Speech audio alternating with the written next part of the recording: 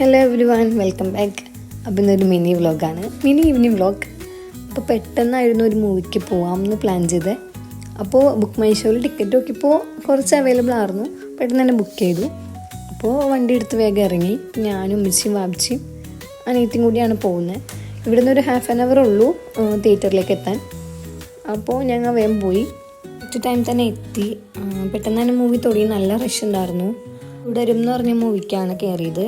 നല്ലൊരു മൂവിയായിരുന്നു, എനിക്ക് ഭയങ്കര ഇഷ്ടപ്പെട്ടു. നല്ലൊരു ഫീൽ ഗുഡ് മൂവിയായിരുന്നു. ഇൻ്റർവെല്ലായപ്പോൾ പോപ്കോൺ മസ്റ്റാണല്ലോ. പോപ്കോണും ലേസൊക്കെ മേടിക്കാൻ പുറത്തേക്ക് വന്നു. പോപ്കോൺ മേടിച്ചു. എനിക്ക് പോപ്കോൺ അത്ര ഇഷ്ടമല്ല, ഞാൻ ഉമ്മച്ചിക്ക് കൊടുത്തു. അപ്പോൾ ഉമ്മച്ചി കഴിച്ചു.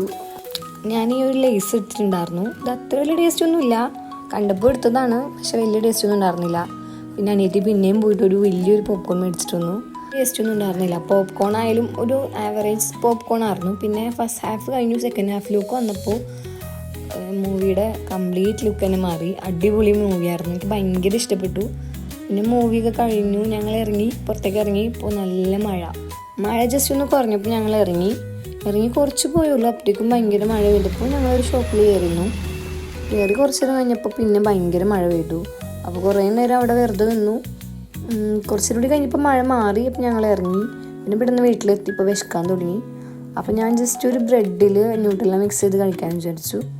അപ്പോൾ 2 ബ്രെഡ് എടുത്തിട്ട് ബ്രെഡിൻ്റെ 4 സൈഡും കളഞ്ഞ് ജസ്റ്റ് ആ ന്യൂട്രെല്ല സ്പ്രെഡ് ചെയ്ത് കഴിക്കാൻ ഭയങ്കര ടേസ്റ്റാണ്. അപ്പോൾ കഴിച്ചിട്ടുണ്ടാവും എല്ലാവരും, കഴിച്ചിട്ടില്ലെങ്കിൽ ട്രൈ ചെയ്തു, അടിപൊളിയാണ്.